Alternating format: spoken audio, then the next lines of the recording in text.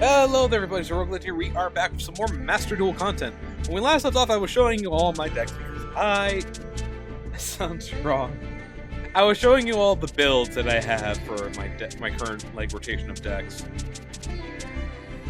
Definitely want to update and figure out cool things with some of them, but yeah, that's gonna take a while. This deck, I believe me and Jamer were No, Jamer was showing me this, because this was a Nordic deck. So for anyone who doesn't know, I used to be pretty heavy into Duel Links, because Duel Links was a lot of fun for me. It's where I discovered Vendreads, and I loved using it's where I discovered Vendreads, Dark Lords, and Nordic. And I thought the cards were cool, because, you know, I do like mythology. I do like, you know, the Norse myths and the things like that. Jamer's actually a very big Greek mythology buff. Okay, I say buff, but it's putting a lot of expectations and pressure on him. He knows quite a bit, and he knows a lot of the lore, and he has a couple of gods that he has as his favorites. But aside from that, Jamer was telling me how this person used this Nordic deck, and it was very, you know, interesting to him. So, down nerd magician, whatever, right? But he was talking about how they used this combination of, like, the spells and traps and all this stuff. And what's funny is, I did notice I had most of the cards here, or I could easily make it. Obviously, there's some exceptions here, but also Foolish Burial Goods, which, guessing that was for, I don't know. There was probably a lot of tech involved. But this person very clearly had, like, an idea of what they wanted this deck to be and how it was supposed to run. And I was, again, I'm charmed by it. I love the Nordics. I wish they were better. But with how restrictive they are, you are lucky if you can get two down at the same time due to their strict costs. And on top of that, they ain't really that fantastic. It's just the attack power that I think really draws people to it. Because 3,300 and 3,500 are hard to get over. And with their effects, it makes it very annoying. But yeah, I was interested in it because, again, if I like my archetypes, okay? The only ones I've really given up on were Ghost Trick and Nordics, obviously, and Dark Lord. That's mostly because, like, again, it was either play that and lose a lot, or not and not. These are the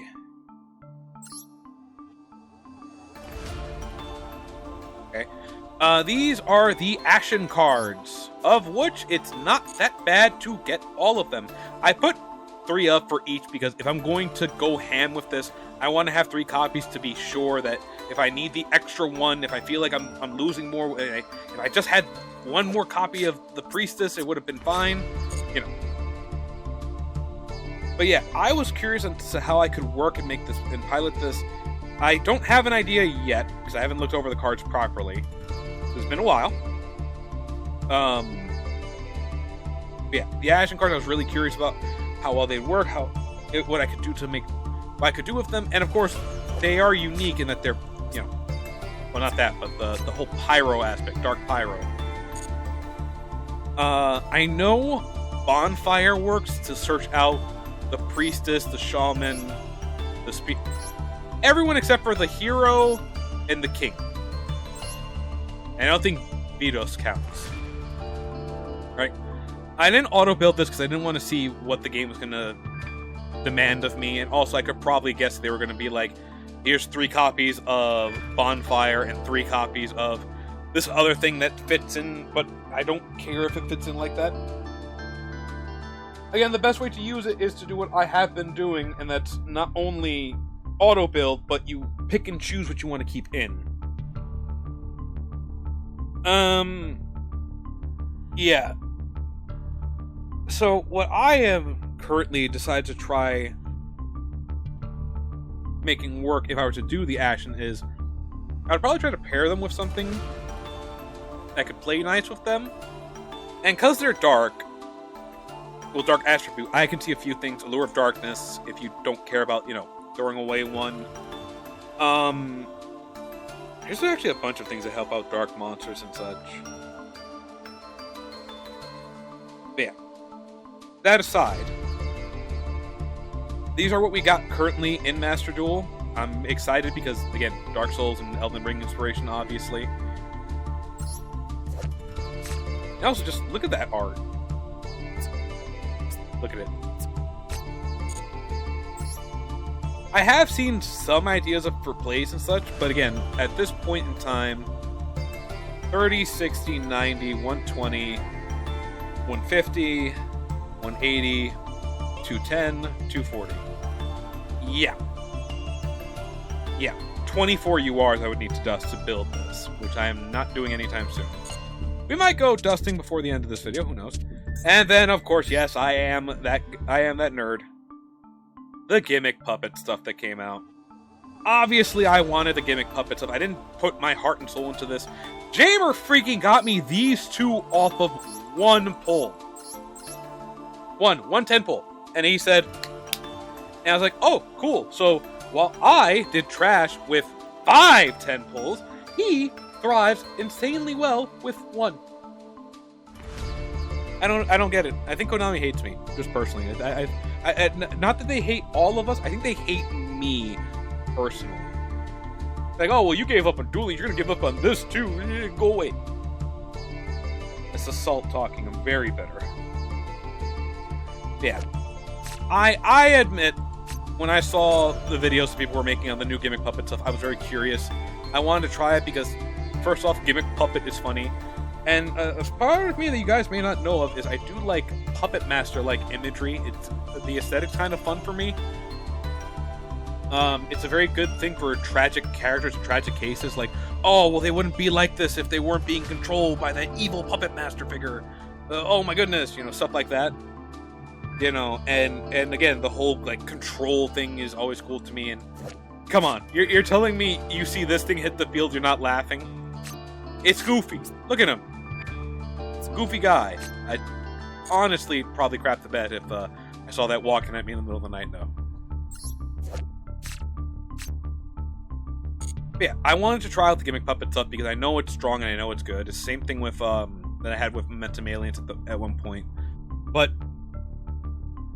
I was very curious to see if this would be dominating, which I'm surprised it's not.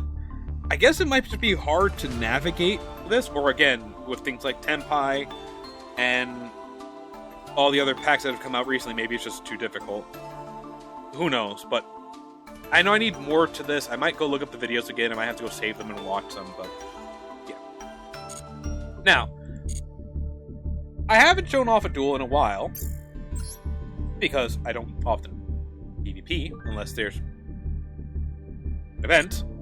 Because I'm going to struggle playing, and if I'm going to struggle playing this game, I'm going to struggle having fun. There's a new solo mode gate that I want to do, though, which has the story of the Skull Servants, which I really want to play. But there's a funny that happened while me and Jamer were doing this event. So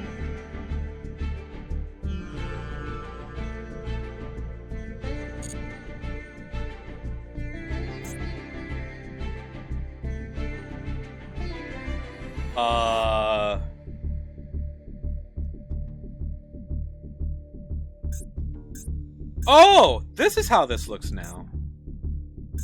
Interesting. Okay, so I didn't even... Jamer, you forgot to tell me that the name of this guy was Big Nerd Levels 2. We're gonna watch this. Because this is a lesson in... If you didn't read, don't flex. This is how you snatch defeat from the jaws of victory. So, and I'm going to be perfectly transparent here. Jamer was doing me the favor, and he was playing for me because I was having belly problems, and my poor stomach was, it was not fun. I managed to be alright, but like, yeah. Jamer's doing me a favor. So, not a great opening hand with my theme deck. We're just hoping that we can survive. You know, we have the bluff, we have magic, cylinders, it's whatever. So, they bring out Blue Eyes. Whatever. Pot of Desires have no clue what they banished. And still won't have. I can make loose guesses, but didn't really hurt them too much. Get out Light and Sublimation Dragon, used to make Chaos Star Scourge.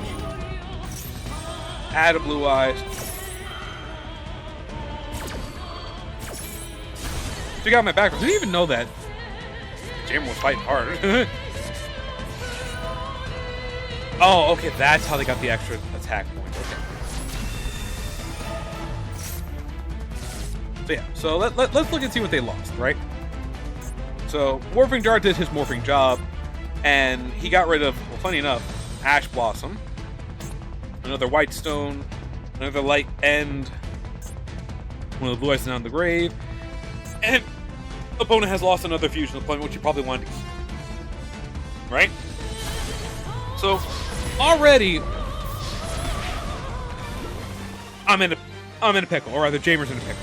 There's not much we're gonna do here, right? Yes, we have Eater, Kashtira, and the Kashtira Double Trouble, right? But what can we really do?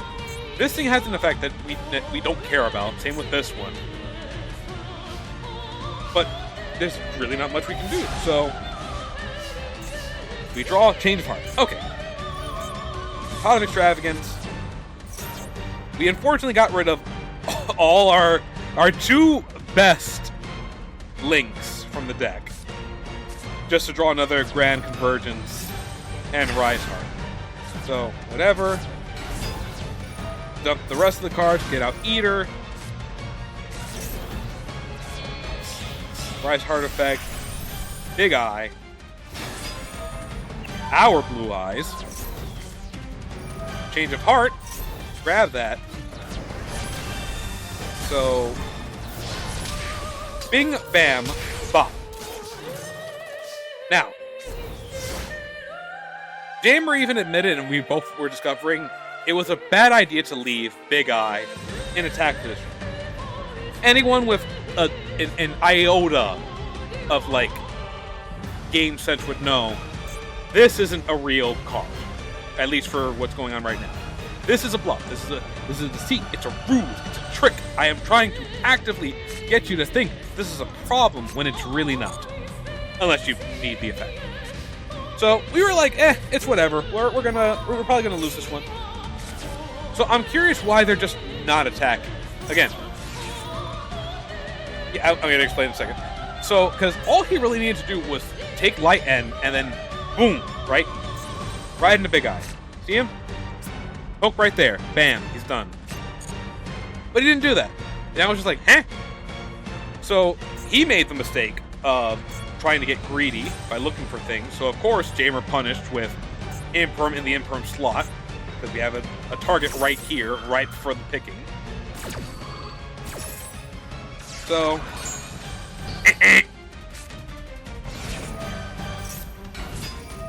this is where I got confused, right?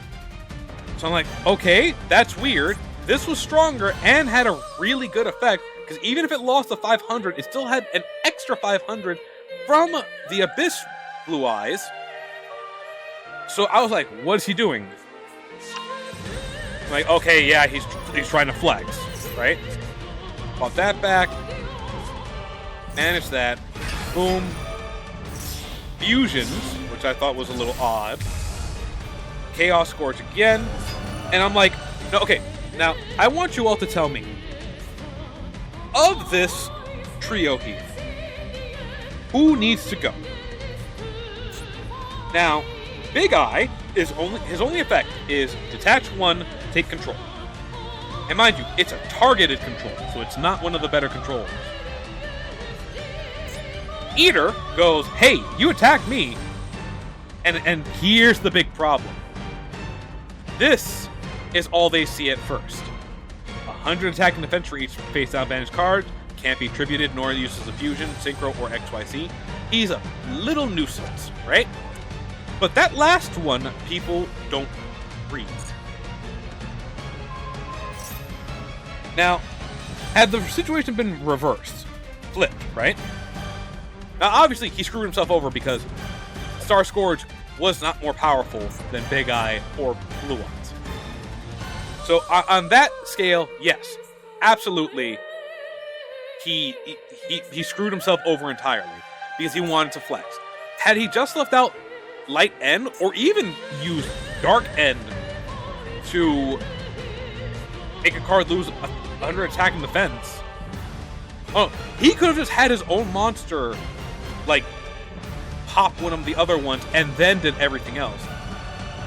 He's only activating one of these effects, right? So he went for the double pop instead of the one pop, right? Whatever. But my whole point stands, had he just left this one on the field, right? And ran over Big Eye, he would have won. Right? He would have won. So again, he takes out those two, and he's like, I got it now. And then Eater said, no, you don't. Yeah, you got nothing. And then for added insult, Jamer's like, you know what? Boom. And we punch him in the mouth with the Eater of Millions. This is why you read. This is why you pay attention to board state. I can't count the amount of, like... I understand it's scary to swing into a face down. Because people have been really rediscovering the joys of things like Magical Cylinder, Mirror Force, and such like that. And when you see a gimmicky deck like mine, you know for a fact that I have one or two of those in there, just for the pure purpose of, haha, gotcha. But had he not flexed, that was his win.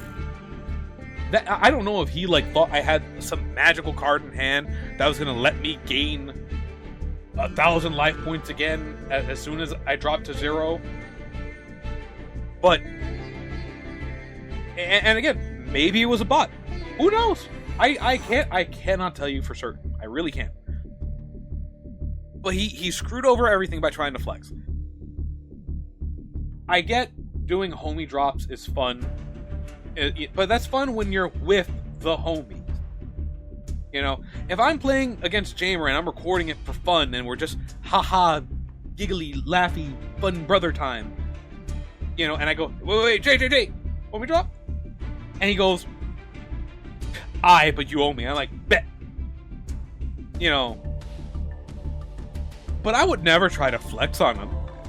Because in the moment I try to flex on him, especially if it fails too, that's a wrap. You know, my buddy came over, Reaper, and we were playing Smash Bros. And not once did I ever, try disrespecting him or, hitting him with some silliness, because I respect him as a player, and I respect his time. If you're gonna try to flex on someone just because, again, anonymity,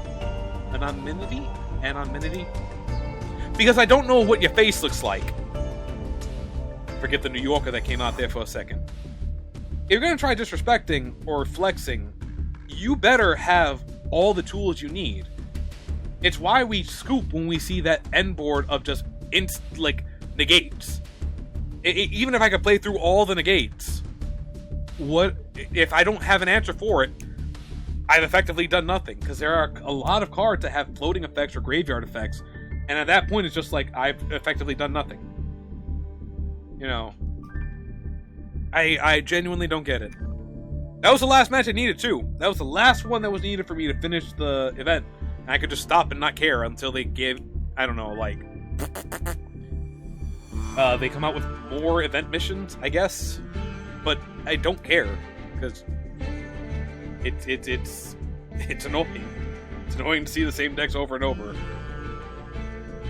But yeah, I don't get it. Maybe one of you can tell me why you think he didn't just swing? What master plan I had concocted? Because you know if someone has Imperm, because not everyone does the toggle thing quickly. It's not so... I've actually been more screwed over by playing with the toggle. Because I'll have left it off by accident, not realizing it, and then Oh no, I didn't activate it in time. Long rant aside, take my advice. If you're playing any card game online, don't give your opponents mercy. Don't try to flex. Or rather, give your opponents mercy. The mercy of finishing them off quickly. Don't waste their time, don't waste your time, because you're going to look real stupid if that blows up in your face. Just saying. Anyway, I want to thank you all for watching. I hope you enjoyed the video. If you liked it, you know what to do. Much appreciate you if you do. Until next time, I just want to say, laters.